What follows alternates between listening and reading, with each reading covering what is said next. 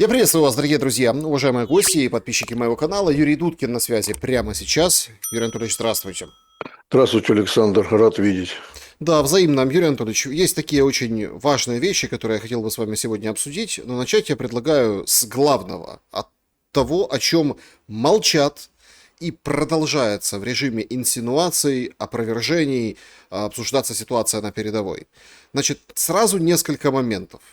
Момент номер один – это продвижение в Днепропетровской области. Минобороны России заявляет о новом населенном пункте, движение вперед. Это отмечают и АСИНТ-аналитики, которые смотрят за полем боя и сопоставляют карты и места с геолокациями. И, конечно же, это вызывает определенную тревогу, потому что движение идет. И несмотря на все политические, там, разного рода, геополитические, ситуация там в Америке с политическими убийствами, встречи разные, симпозиумы в Киеве с почетными и не очень гостями, официальными и так себе, ситуация о фронте вот просто как-то, знаете, отодвинулась на второй план. Но мы не можем себе этого позволить. Я хочу, чтобы вы оценили Днепропетровское направление конкретно. И, ну, извините, но это уже просто кажется каким-то, ну, просто необучаемостью какой-то издевательской. Опять труба у российской армии, теперь в Купянске. Причем на момент нашего с вами разговора есть два сообщения. Сообщение первое, что бои идут и продвижение в самом Купянске российской армии зафиксировано. Туда зашли расчеты дронов и, соответственно, идет ну, борьба за город. Битва за Купянск уже в разгаре. А другие говорят, не-не-не, ребята, какой Купянск, там на подступах, на окраинах где-то что-то, нет войск российской армии в Купянске, говорит нам телемарафон. Купянск и Днепропетровск.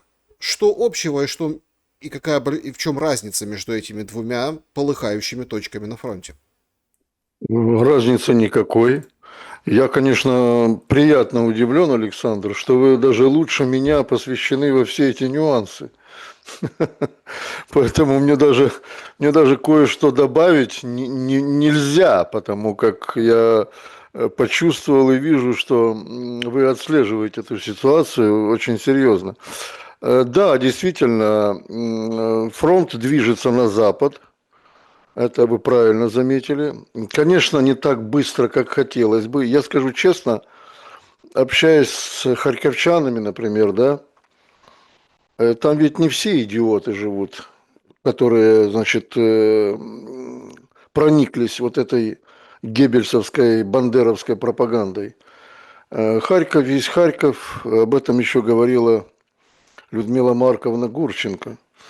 Вот, это тоже особый народ, такой же, как, например, самобытный народ, как одесситы. Вот, поэтому харьковчане говорят, ну, скорее бы уже. Вот те, с кем я общаюсь, да, я не хочу сказать за всех, там есть разные люди живут, но харьковчане говорят, скорее бы уже. Купянск падет, это в течение осени, к началу зимы, это однозначно. Там очень серьезно идет перегруппировка войск и российских, и украинских. Причем украинские войска, если они начинают перебрасывать свои подразделения штурмовые с юга, ослабляя тем самым южное направление, то у Российской Федерации вообще такой тенденции не существует. Значит, дефицит кадров в армии украинской на сегодняшний день порядка 46% лишь только укомплектовано. Дефицит кадров очень большой. 46%, конечно, можно обороняться, но недолго.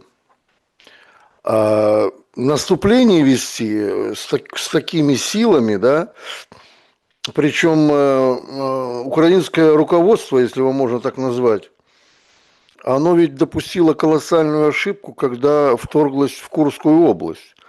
Именно из-под Харькова те высокообученные профессиональные подразделения украинских вооруженных сил были брошены именно туда, в Курскую область. где они все и полегли. Порядка 76 тысяч украинских солдат были там уничтожены. Это колоссальные потери. Об этом говорят не только там российские СМИ, но об этом говорят очень много и зарубежных СМИ. В том числе и отставные генералы НАТО, Соединенных Штатов, что это было колоссальной ошибкой высшего руководства Украины, которое вообще не понимало той пагубной ситуации, которая значит, влекла за собой вот эту теорию обмена территориями. Вот кто ее придумал тогда, тот просто болван. Ну, наверное, Джонсон из Великобритании подкинул эту идею. Я не знаю даже.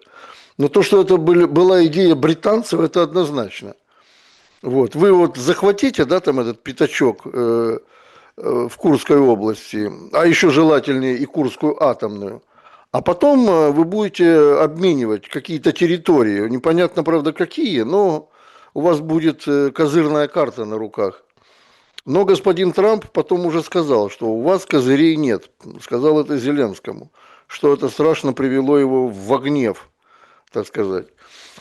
Но это я отвлекся. Значит, что касается направления Славянск-Краматорск, это уже как бы тоже вопрос решен. Остается, ну, это вопрос времени, будем так говорить. Опять же, то, как устал от войны Донбасс, я думаю, мне никому объяснять не нужно. Там люди также устали от этой войны, от этих обстрелов. Ведь Макеевку и другие города Донецкой области по-прежнему ВСУ обстреливают, причем нещадно. Вот. Это даже не те дроны, которые залетают в Киев или там во Львов. А когда идет артиллерийский обстрел, это очень страшно, потому как бьют фактически по всему, что попало. Вот нет у ВСУ избирательных целей на территории Донецкой области. Вот любому командиру подразделения, младшему командиру, я имею в виду, придет в голову ударить, вот они и бьют по населенным пунктам, по густонаселенным пунктам. И это тоже непреложный факт. Я даже не собираюсь здесь ни с кем спорить. Вот. То, как гибнет мирное население Донбасса в течение этих 11 лет войны, ну, это, наверное, уже притча во языцах, потому как для украинского руководства, начиная от Турчинова, Порошенко и Зеленского, этого народа вообще не существует. Украинского народа, я подчеркиваю, части украинского народа. То, как они изуверски уничтожают это мирное население, и то, как идут сегодня боевые действия, конечно, не в том темпе, в котором бы хотелось бы народу. Вот отметьте, я не знаю, у вас прекрасно есть выступление на Ютубе, что людям квинтэссенция всей этой войны, да, порядком надоело сегодня жить под вой и свист снарядов. Это уже 11 лет длится. И под этот свист живут не какие-то иностранцы, какие-то там, я не знаю, чухонцы, а под этот свист живут украинские граждане. У них украинские паспорта на руках. Пусть даже они получили и российские, но у них все равно украинский паспорт еще остался на руках. И, значит, не принимать подобные вещи в своем человеческом сознании, но это не только дикость, это какое-то, я не знаю, изуверство. Ну, то, что, например, в Одессе, ну, кто, я не знаю, там во всех классических произведениях, и украинских, и российских, я имею в виду российской литературы, сказано, что Одесса – это русский город, там никогда не говорили на украинском языке. Да, там какое-то было наречие, какая-то смесь там, русского с греческим, с молдавским, там, с цыганским, с украинским в том числе, да. Но там никогда не говорили на чисто украинском языке. А больше всего говорили, конечно, на русском языке. То, что одесситы устали также от этой войны, и они себя причисляют, уже, наверное, на сегодняшний день готовы идти одесситы на все. И договариваться с Зеленским, россиянам, и договариваться Путину с Трампом, лишь бы прекратилась вот эта братоубийственная война, как они говорят. Вот. К сожалению, Одесса еще впереди. То есть самые основные, так сказать, боевые действия в Запорожье, в Одессе, в Николаеве, это еще впереди идущие планы. Я не осведомлен в той степени, чтобы выдавать какую-либо подробную информацию о планах Генерального штаба Вооруженных сил России, но это чувствуется, потому как действительно фланг Черноморский для россиян очень важен. Особенно еще также важен фланг Дунайский. Вот та часть Одесской области, на которой находится Измаил. Это и очень серьезный портовый город, да, хоть и речной порт, но тем не менее через этот порт до недавнего времени массово на территорию Украины завозилось западное оружие. Вот. Что касается направления Ну, на Днепр идет Днепр, война да, да, да, туда. да. Вот я почему остановился, потому что нельзя учитывать то, что когда-то сказал президент России Владимир Путин, явно намекая на Днепропетровское направление, что если украинское руководство будет, это в период переговоров в Стамбуле, искать поводы для того, чтобы затянуть эти переговоры, либо же выдвигать контр какие-то условия российскому руководству и вооруженным силам России, то, безусловно, Днепропетровск будет плацдарм российских войск в Днепропетровской области, будет расширяться, а значит и будут меняться условия того мирного, долгосрочного мирного соглашения, если таковое будет подписано на будущее Украины. То есть, если говорить откровенно, да, Днепропетровское направление также находится сегодня в приоритете. На сегодняшний день порядка 12 населенных пунктов, мелких, конечно, но они, как говорят россияне, освобождены. Вот. И опять же, здесь, кстати, в Днепропетровской области укрепрайоны ВСУ достаточно слабы. То есть все зависит от того, в каком населенном пункте и сколько находится людей украинских вооруженных сил. Понятное дело, что вести ковровое бомбометание, да, теми же ФАБами или же стрелять из ураганов РСЗО по населенным пунктам россияне не хотят. Это видно. Пытаясь выдавить из населенных пунктов путем ведения штурмовых действий того или иного населенного пункта, выдавить солдат украинской армии из этих населенных пунктов, а потом где-то в чистом поле или в посадках зеленых их расстрелять, вот такая тактика, конечно, существует. В дальнейшем я тоже полагаю, что Днепропетровская область, ну, то же самое, если посмотреть на карту, да, можно наблюдать, что Днепропетровск уже, как говорится, находится от линии разграничения между украинскими войсками ВСУ и российскими войсками в достаточно близком расстоянии. И я сожалею очень о том, что многие в Киеве, которые сегодня себя еще чувствуют довольно безопасно, многие в Киеве, чиновники, я имею в виду. Кстати, в Купянске, я тоже недавно совершенно узнал, и в некоторых населенных пунктах Днепропетровской области вся администрация, все управление выведено из этих населенных пунктов. То есть они уже бежали, там никого нет. Там нет ни банковской системы украинской, она уже не действует. Ее отключают сразу. Там нет органов государственного управления. Вот. Все это делается по указке Киева. И Нет, ну смотрите, тут тоже такой момент. Понятно, что война. Но ведь на этой неделе произошла вопиющая история. То есть приехала машина Укрпочты, выстроили пенсионеров за пенсиями, начали выдавать, прилетает с российского самолета ФАП. 25 трупов. Ну, понимаете, в чем дело? Тут же тоже, и после этого, говорят, это ну, где было? Яровая, возле Святогорска. Ага. И все говорят, подождите, подождите, ну, мол, как так?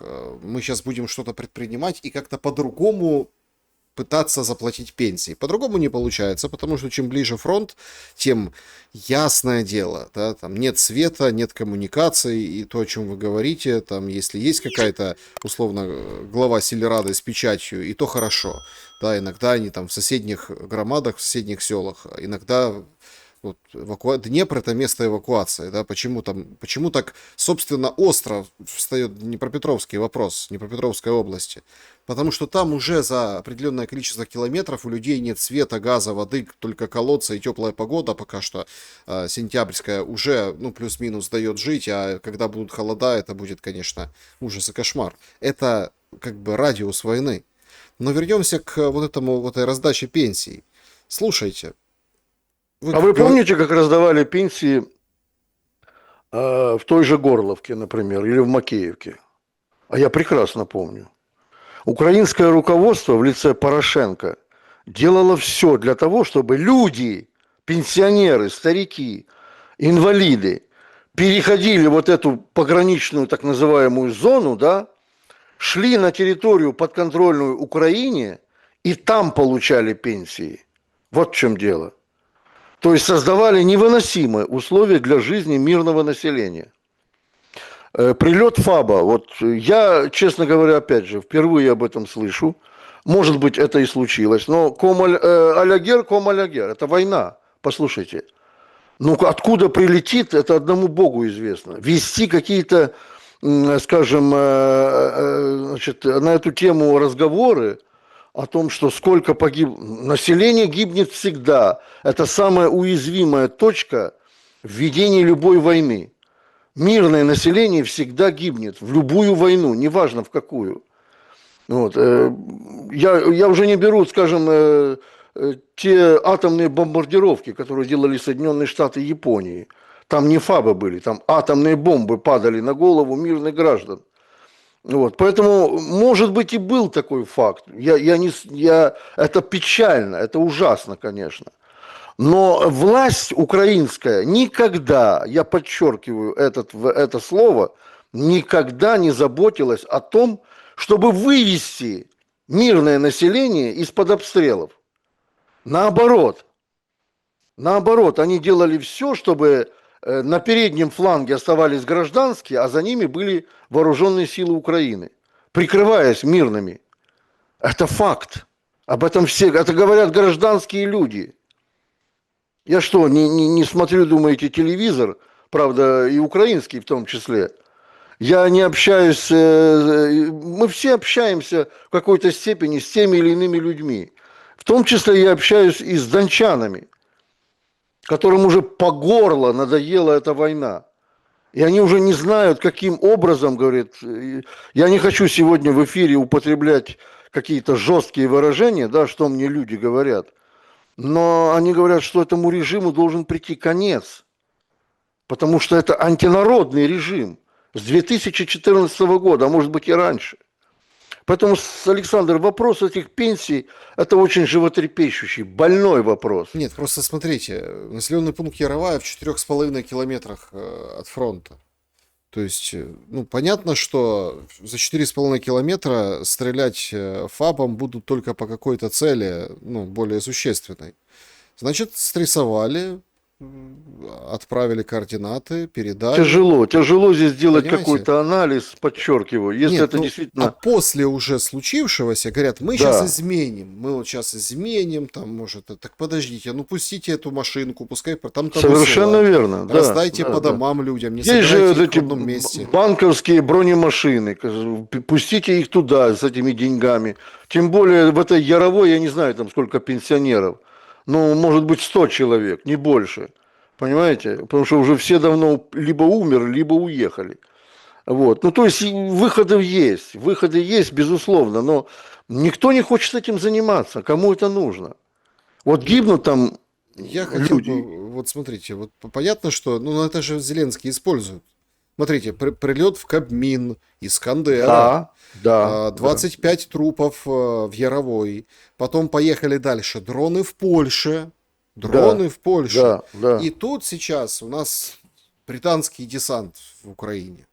Значит, вы тут про Одессу вспоминали. Это же тоже какой-то, ну вот, парадокс исторический. Какой-то смех истории вызывает. Понимаете? То есть, ну, значит, Ну, принц Гарри. украинская власть нынешняя, режим, использует все возможные, так сказать, случаи, да, для того, чтобы выгородить свои преступления. Вот свои собственные преступления, да, они выгораживают тем, что делают всевозможные вбросы, используют всевозможные, скажем, такие, скажем, факты, как тот же прилет по Кабмину. Искандер, говорит, попал туда. Ну, имея боевую часть весом в 480 килограмм, ракеты «Искандер», да, вы себе можете представить, тринитротолуола, кстати, вот, вы можете представить, что случилось бы с этим зданием? А примеры есть. Искандеры попадали и в Харьковскую обладминистрацию и так далее и тому подобное. Но там видно явно на картинке, да, какие последствия могут быть от этого. И вот сегодня они используют даже вот такие вот вещи, да, несуразные абсолютно, непрофессиональные, для того, чтобы, ну, показать, во-первых, Западу, да, какие они несчастные, дайте нам больше денег. Ну и своему народонаселению рассказать, какое коварное там российское руководство. Вот, абсолютно выгораживая свои преступления против своих же мирных граждан. Вот, с теми же, кстати, пенсиями. Это тоже яркий очень пример. Вот, как подставить мирное население, а потом использовать факт их убийства на линии разграничения. То есть все абсолютно очевидно все. Ну и у нас британский десант. Принц Гарри приезжает, его фотографируют с поваром Клопотенко. Тот ест борщ. Говорят, вот борщ мама твоя любила, принцесса Это тот, Диана. который в трапезной готовил голубцы, да? Да, именно этот. Угу. Значит, вот, пожалуйста, привели туда. Дальше у него была очень интересная фотография на Майдане Независимости, которые превратили в мемориальный комплекс. Куча флагов, ну, флажков, флагов, то есть в память, да. И вот он посреди этих флагов стал и сфотографировался. Вот это, конечно, это прям, ну вот фото дня на самом деле. Принц Гарри британский стоит посреди вот этих флагов, которые символизируют на Майдане. Вот там вот этот вот, ну, короче, комплекс памяти, вот этот флажки, это чья-то жизнь, вот это вот все. Но в Одессе Джонсон.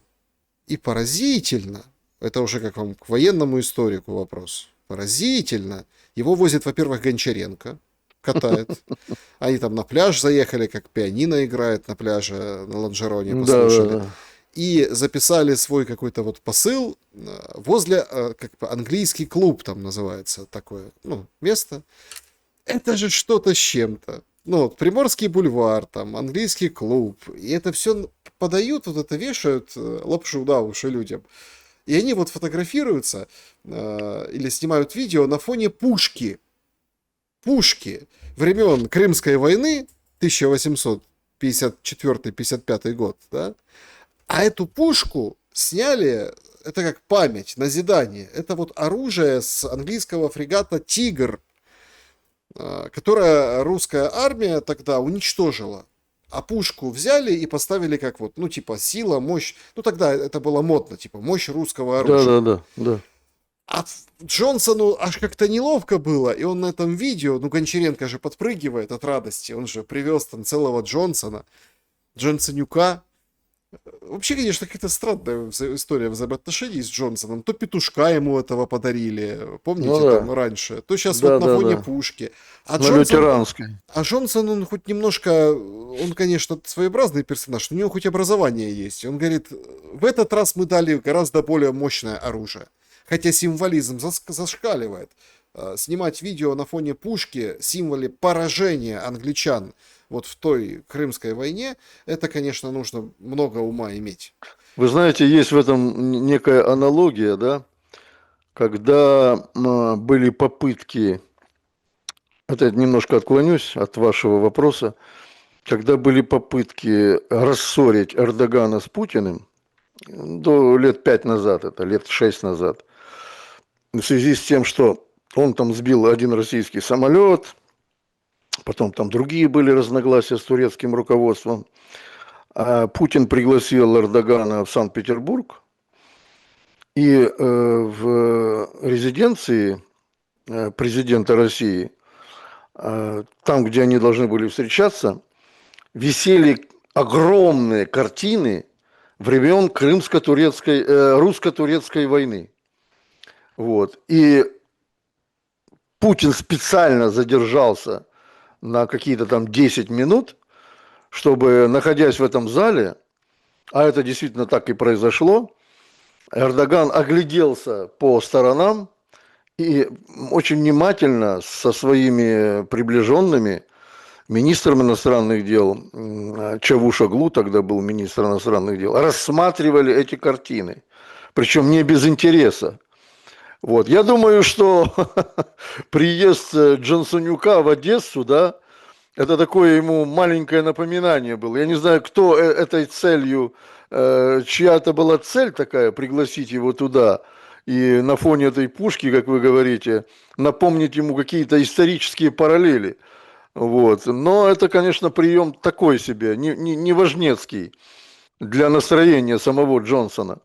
А вот что касается британского десанта, да, то я тоже немножко отклонюсь от этой темы, а сообщу вам другое, что на Украину 3 дня назад был осуществлен польский десант, причем в прямом смысле этого слова. Части войска польского, да, небольшие, конечно, но где-то скажем, в размерах 1-2 рот вошли на территорию Западной Украины.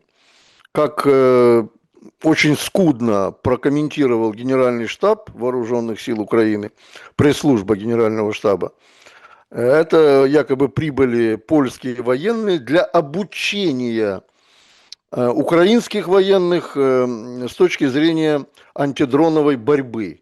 Ну, была же атака, да, якобы российских беспилотников на территорию Польши. Правда, об этом очень подробно договаривались в период этого нашествия дронового ПВО Белоруссии и Польши, да, и заявлений Минобороны Польши до сих пор никаких не последовало. И никаких данных объективного контроля не последовало для изучения этой темы. Но, тем не менее, этот мем до сих пор гуляет и взят на вооружение руководством НАТО, там создают они какой-то там щит, ну и так далее и тому подобное.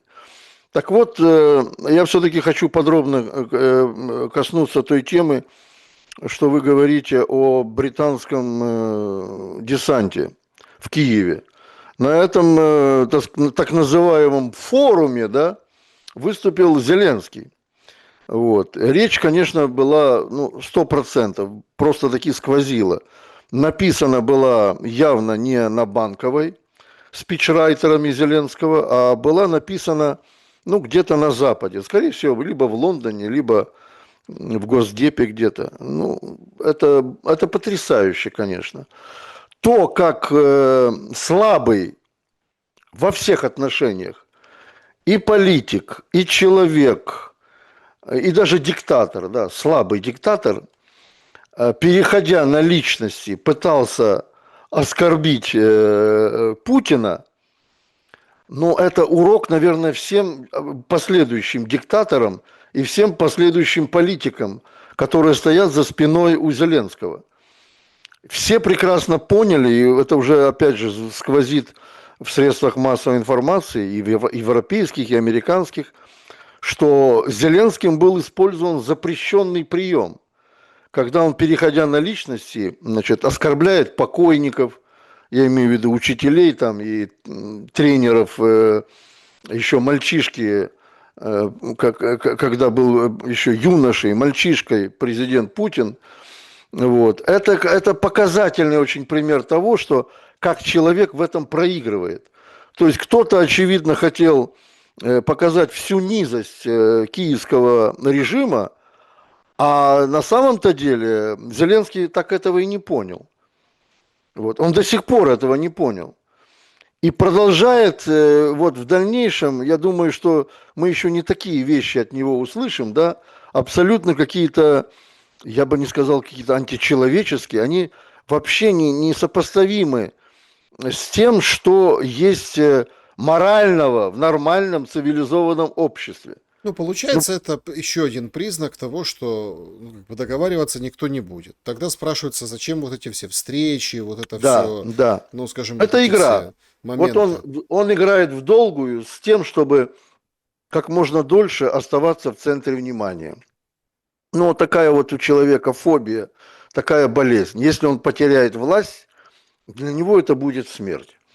Вот он под любым предлогом, путем тысяч смертей, путем подлогов каких-то, обмана, путем оскорблений ушедших в мир иной, он пытается быть в центре внимания. Но это получается так кондово, так непрофессионально. И, честно говоря, вот уважающий себя западноевропейский или там, скажем, американский политик, да, ну, честно говоря, мог бы даже и руку ему не пожимать из-за этого. Не-не-не, вы же видите, все пожимают, Не все... просто пожимают, целуются в десна с ним, понимаете? Но это я говорю, как должно было бы быть. Вот. А на самом-то деле, вот собираясь они там опять в Париже, там, да, ну просто я не знаю, там его облизывают с двух сторон, а может быть и более.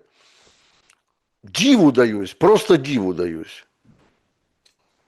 Если мы попытаемся проанализировать ну, вот дальнейшее событие, вот смотрите, то есть явно Джонсон приехал в Одессу, понятно зачем, да, вот это же показать, продемонстрировать и так далее. Его визит мало что несет с точки зрения там политической составляющей, но символичность определенная присутствует.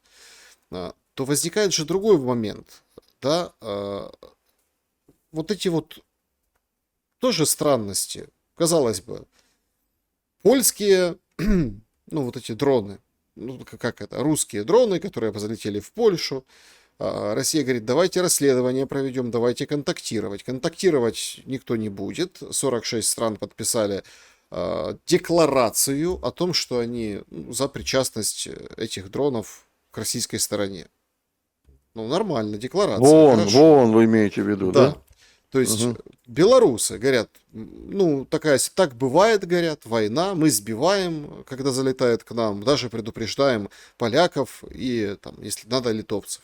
Польша и Литва закрывают границы на время учений Запад-2025, и все ждут каких-то провокаций. Там подтягивают войска, что сейчас как они там поучатся, например, или продлят учения, а потом пойдут пробивать коридор на Калининград. Ну, такой вариант. Или какой-то другой вариант. Ну, в общем, атмосфера очень напряженная. И если бы, понятно, что война идет, и война, конечно, это большее напряжение, но если бы, например, гипотетически войны в Украине не было, а была бы только эта ситуация, это прям кризис военно-политический вокруг этих учений. Ну, тут как тут приезжают американские посланники к Лукашенко, дарят ему подарки, снимают санкции с Белавиа, теннисистку Трамп в письме хвалит его. То есть, а это же акт, ну, тот 52 человека отпускает каких-то своих, ну, заключенных из Беларуси. А это же акт абсолютной дружбы, когда посольства возвращаются, когда вот это вот там... Вообще есть там предположение, ходят, гуляют слухи, а может они вообще в Минск приедет Трамп, представляете? Ну вот в Москву его ж там заклюют, например, а в Минск что не слетать? Прилетел в Минск, там и Путин рядом, здесь все, то есть вот через Беларусь. Вот всегда считалось, что Беларусь это как бы окно в Европу. Ну, как и Украина раньше считалась, ну, транзитное государство туда. Ну, такая-то может быть работать и с другой стороны. Для США это будет как бы дверь в Россию, Беларусь, на фоне вот таких напряженных моментов. Ждете ли вы провокаций на учениях 2025? И как оцените поведение американцев? Ну, я думаю, что на фоне учений, а там очень серьезные силы задействованы в учениях, в том числе и ядерные силы Российской Федерации, размещенные на территории Беларуси, провокации какие-то мелкого масштаба могут быть, но больших провокаций не будет. То, что обстановка накалена на западной границе, это безусловно. Это очень, скажем, плохие, так сказать, имеет последствия, позывы для будущего, скажем, и Европы, и будущего, в том числе, Украины. Что касается, вы сказали по поводу вот этих злополучных дронов. Ну, понятное дело, что они не российские, это уже и пьяному ежу понятно. Как Вот. это? И Сикорскому непонятно. Вчера в Киеве выступает, говорит, Да, если господи, кто-то скажет, что это Украина имеет да, да, отношение, да, это да, агенты Кремля и Путина. Мы видели, у них были сим-карточки, они залетали со стороны Беларуси. да, Вот да, так да. вот. Значит, я в таком случае могу задать господину Сикорскому и всем, кто придерживается его линии, несколько простых вопросов. Почему у этих БПЛА отсутствовали, во-первых, боевая часть, во-вторых, камеры фото и видеонаблюдения? Да, не Это, было камер. это первый аргумент, очень важный. Второй момент. Все российские БПЛА, которые залетают на территорию Украины, у них дальность до 700 километров, если они залетают с территории Российской Федерации на Украину. Значит, это явно не достает до Польши. Это второй момент. И третий момент. Конструктивно, да, там не обнаружено ни одной детали, которая могла бы свидетельствовать о том, что это, как они говорят, либо иранские БПЛА, либо российские, профессионально исполненные, изготовленные, произведенные в заводских условиях.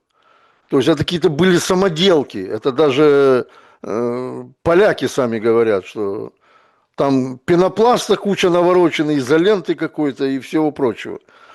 Поэтому все вот эти доводы господина Сикорского, ярого русофоба, который известен именно тем, что славится еще с прошлых времен своими резкими высказываниями в адрес России, они не несут под собой никаких существенных оснований говорить о том, что это были российские БПЛА.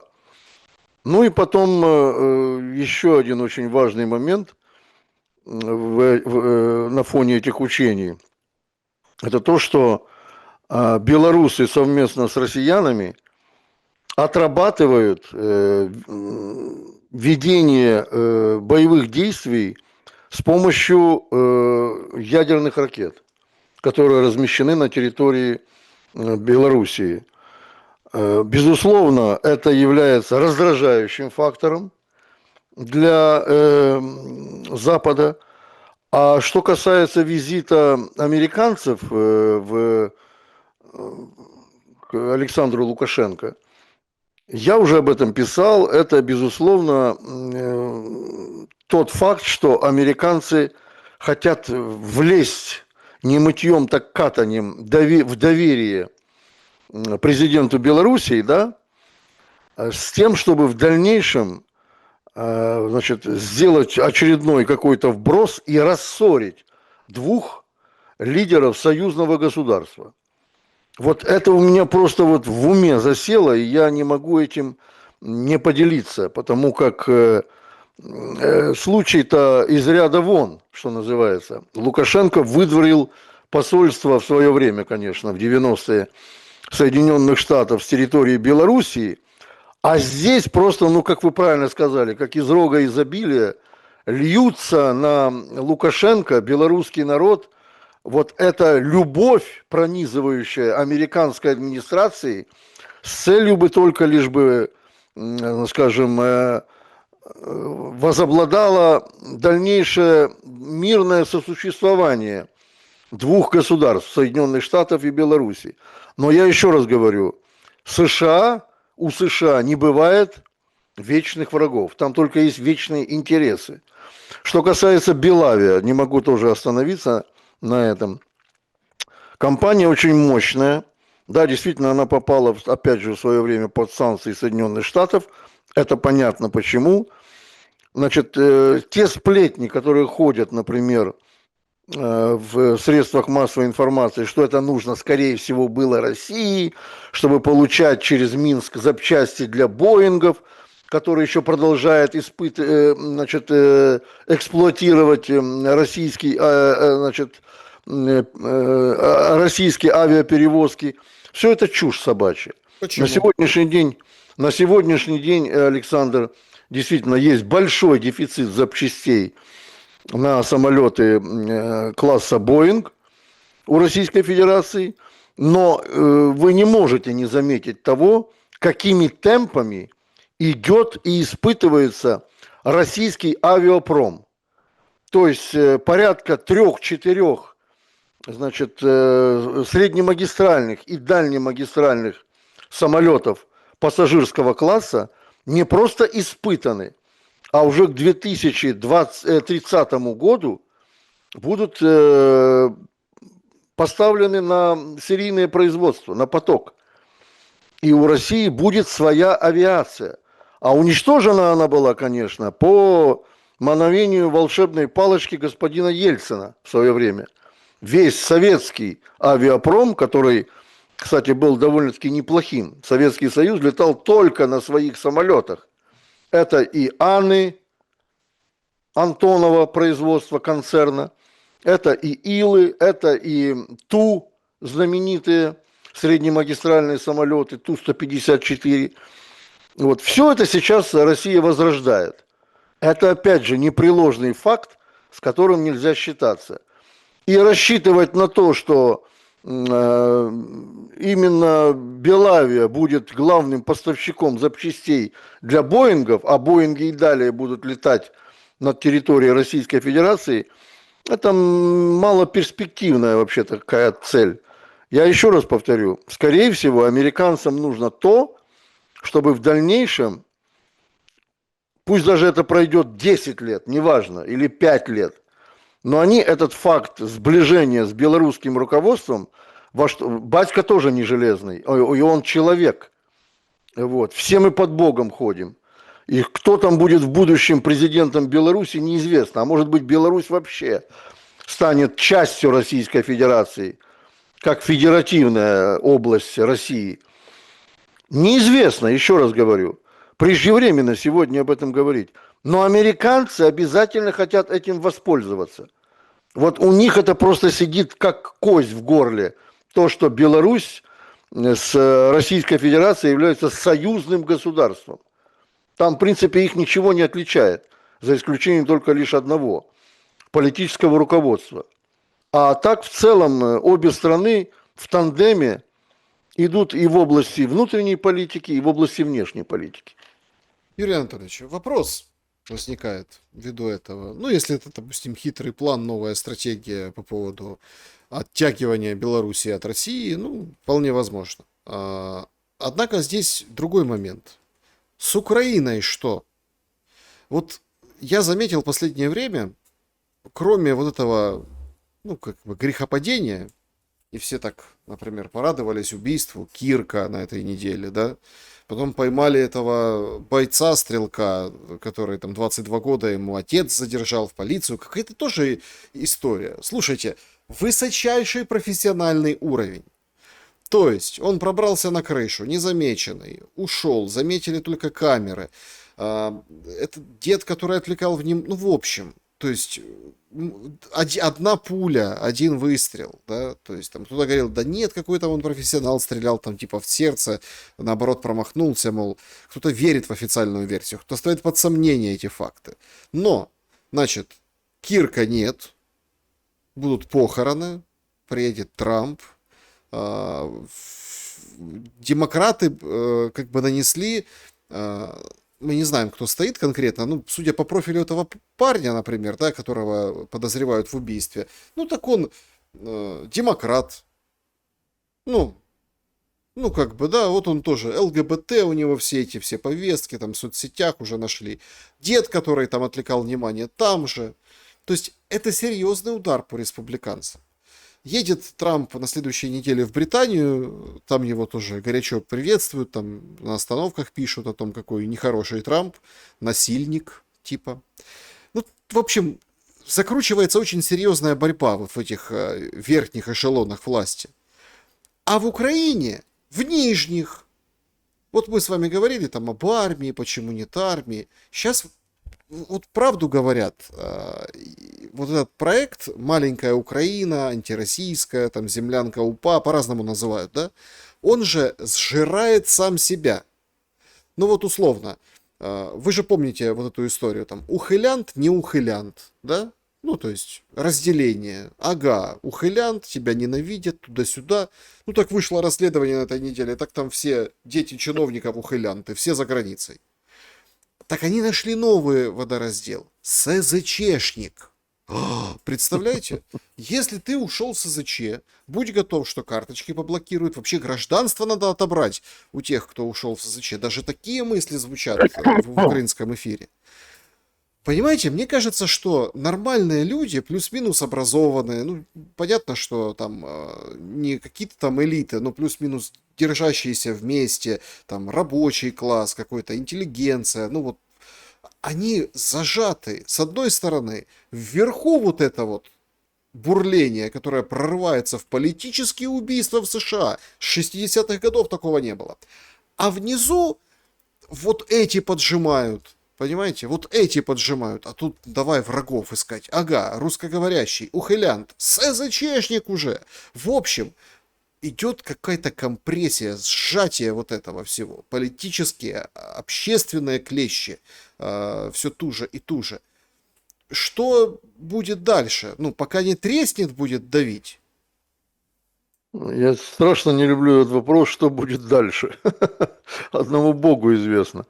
Но давайте так, вы слишком много мне обрисовали ситуацию, переводя ее с американского континента на украинский. Но давайте вначале начнем с Кирка. Чарли Кирк, безусловно, был известным человеком в Соединенных Штатах. Вот. Это очень знаковая была фигура у республиканской партии. Вот. Он был очень образованным человеком. Он умел говорить. Это был трибун партии республиканской. И, безусловно, его убийство – это американская система ведения политической дискуссии, Александр. О как! Это не случайность. Это их норма, политические убийства, политический террор. И не после 60-го, как вы сказали, все прекратилось. Не-не, это вернулось на уровень 60-го года. Ну правильно, а попытка покушения на Рональда Рейгана в 81 году. И мы просто не знаем об этих всех, скажем, второразрядных убийствах, которые произошли в это время, за это время на территории США. Их была масса, их были тысячи. Просто об этом спецслужбы Соединенных Штатов держали людей в определенных рамках. Это все было засекречено. Вот. Их имена даже неизвестных этих политиков американских, на которых были совершены покушения. То есть это система вот такой вот дискуссии среди американского политикума. Понимаете? И я в этом не вижу ничего удивительного. 4 президента Соединенных Штатов были убиты на протяжении всего существования США, 249 лет. Вот. Поэтому, ну, считайте, что это норма для американцев. Вы упомянули, например, то, что в Соединенных Штатах, как бы, да, вот есть, присутствуют там законы, презумпция невиновности и так далее и тому подобное. Вы упомянули о, скажем, специальной, ну, косвенно, конечно, специальной подготовке, ненавижу это слово, стрелок, этих преступников, да? Ведь это послание Трампу было. Вот. Кирк, потом его вот этот неудачный выстрел вперед в него, период предвыборной кампании. Я считаю, Трампа не хотели убивать. Ну, не хотели его убивать. Вот. И то, что выстрелы были профессиональные, я думаю, что люди, которые стреляли, и в то время, когда Трампа ранили в ухо, и в это время, когда попали в Кирка, да, в шею, попасть с огромного расстояния, а там очень большое расстояние, пусть даже это была винтовка с оптическим прицелом, попасть профессионально в шею, в артерию, это мы видели на видеозаписи. Это человек очень подготовленный был, неважно, сколько ему лет. Даже если ему было 14 лет, а не 22, это очень профессионально подготовленный человек. Это не каждый попадет в шею с такого огромного расстояния. Поэтому, да, мы видим то, что на сегодняшний день Трампа, вот тот дипстейт, о котором так много было сказано, и слагают по-прежнему о нем легенды какие-то, он существует. И он управляет Америкой и даже президентом США. И это прямая угроза для Трампа. Вот от него что-то хотят. Мы можем только догадываться, что. Но от Трампа, безусловно, хотят того, чтобы он начал говорить с Российской Федерацией языком войны, а не языком мира. Вот что самое главное. Если говорится в русских пословицах, которые гласят, что один в поле не воин, а русский солдат доказал на протяжении многих войн, что он воин, то в Соединенных Штатах действительно один президент, даже со своей немногочисленной командой, своими сторонниками, он в поле не воин в США. Там настолько мощные деньги задействованы для этого, настолько мощные связи и тому подобное, что одному Трампу в этом не устоять. Он это чувствует. Трамп очень умный человек. Вот. И, скажем так, я говорил как-то, что Трамп утром один, а вечером другой.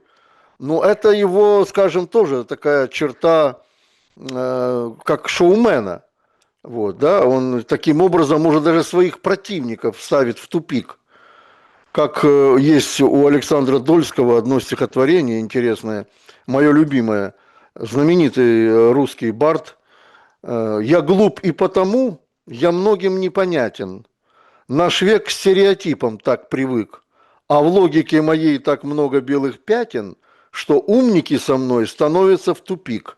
Это как раз вот про Трампа.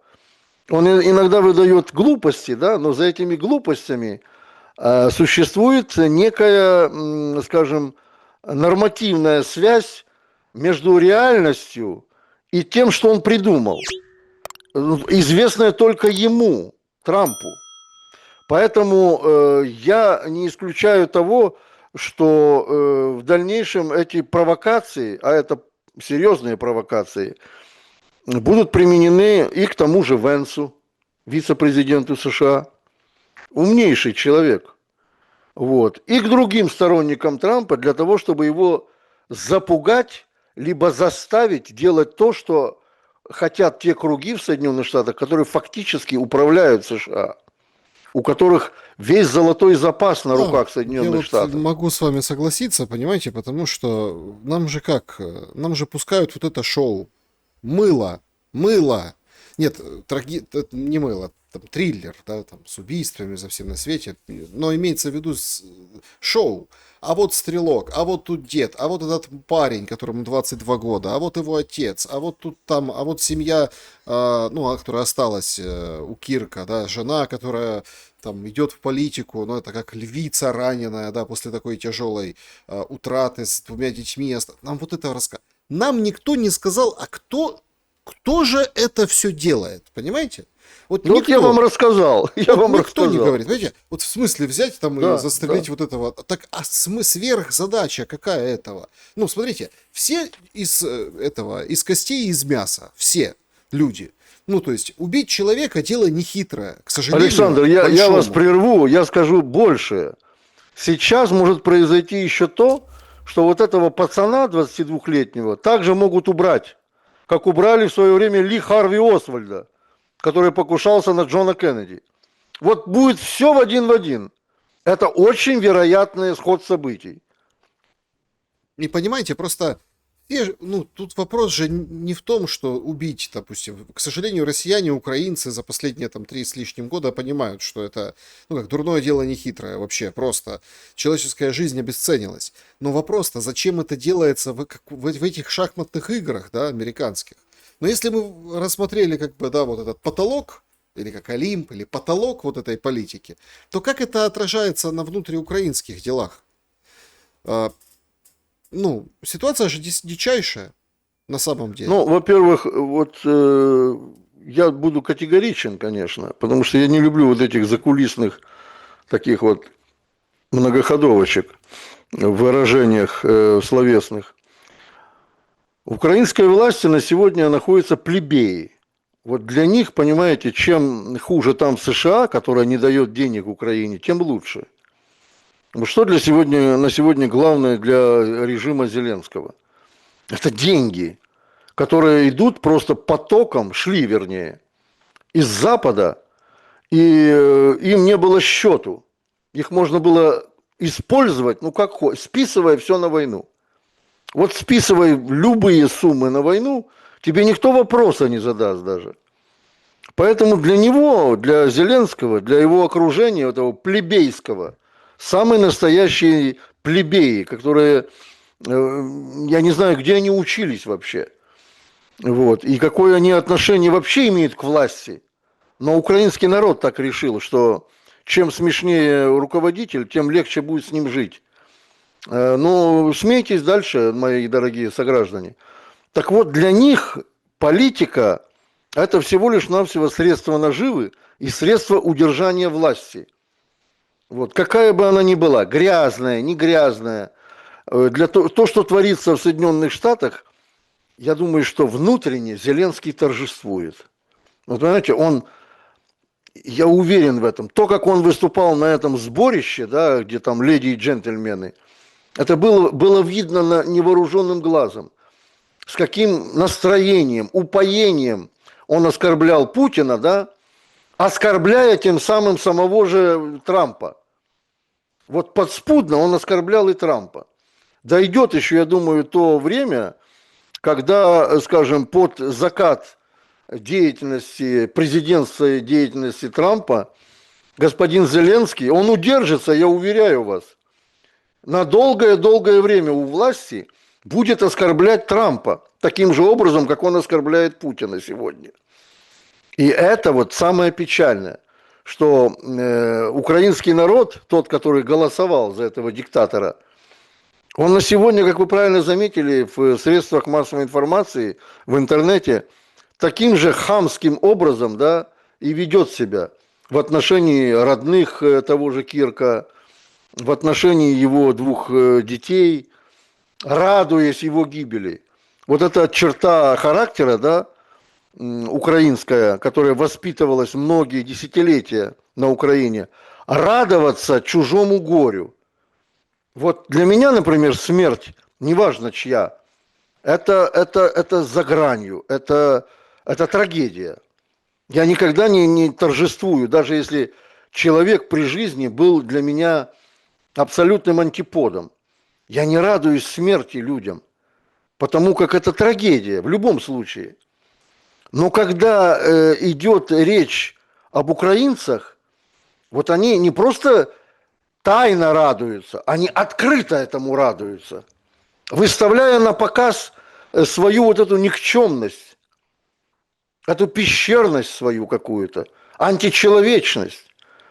И последствия, ну какие последствия, Александр, какое будущее может быть вот при наличии такого идиотизма в украинском сообществе? Да никакого. Украины вообще как государства, я считаю, полноценного государства, с экономикой, с промышленностью, с вооруженными силами, обучаемыми самим государством, такими, какими нужно государству иметь. Украина сегодня не существует. Но это же непреложный факт тоже. Существовать на чужие деньги, ну, приживалки могут. Приживалка. Украина – это приживалка, это не государство. Уж простите. Ну, смотрите, а с другой-то стороны, как говорят, да, такая что ж такое не государство, такие все слабые, такие все, ну, такая, четвертый год возятся, победить не могут. А тоже ведь аргумент. Так ручками, чьи веревочки-то? Так чьими веревочками управляется Украина? Вот куда веревочки ведут, вот там Украина, понимаете? В Лондоне, в Вашингтоне, в Берлине, в Риме. Вот там Украина. Потому что, во-первых, туда граждане Украины все смылись, более-менее адекватные, которые так же считают, как я, что Украина их не защитит. Это не государство. Ну, Это вообще-то, некое конечно, образование, смотрите, управляемое вообще, извне. вообще, конечно, тут с вами, ну, логика есть в чем. Вот вы же говорите, там, люди там адекватные. Так считают и родные вот этих чиновников. Понимаете? Вот даже если так вот А вдуматься. все хотят жить, Саша. Нет, ну Все смотрите, хотят жить. вот думаться, ты чиновник, там, ты министр, или там ты еще кто-то. Ну, понятное дело, что там, если, допустим, кто-то где-то тронет, например, там, или мобилизация, или что-то еще, ну, ты же можешь включиться и решить. Жить дома всяко лучше, чем за границей, даже там с деньгами. А вот эта вот формулировка, что они там не потому, что там образование, не потому, а потому, что государство их не защитит.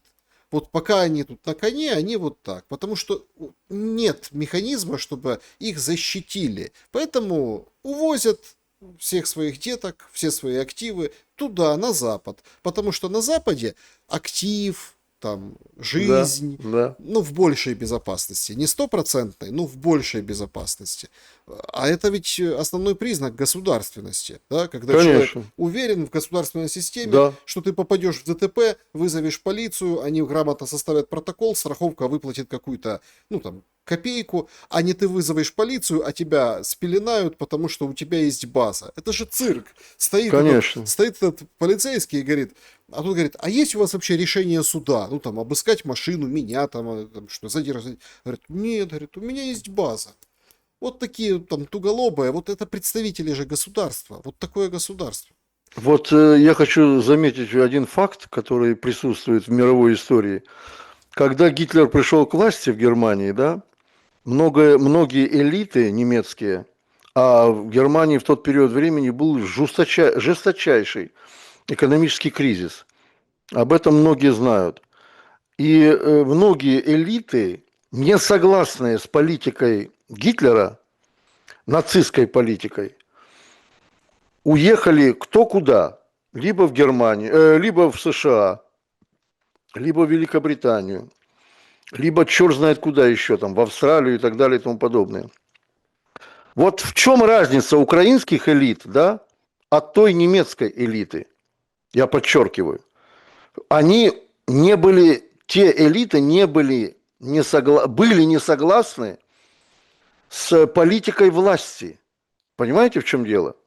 А украинские элиты, как жили хорошо в Украине, да, до войны, так и после начала боевых действий хотят жить еще лучше. Они уезжают не потому, что они не согласны с политикой Зеленского и нацистским руководством Украины. Они уезжают туда, для того, чтобы им не прилетел беспилотник в окно. Они уезжают туда, потому что там правильно, как вы сказали, за многие годы их воровства устроить туда безбедно жить их детям, их родственникам, папам, мамам и так далее и тому подобное. Вот какие разные цели у украинского руководства и у того руководства, которое было ранее где-то в других странах, и не только в Германии.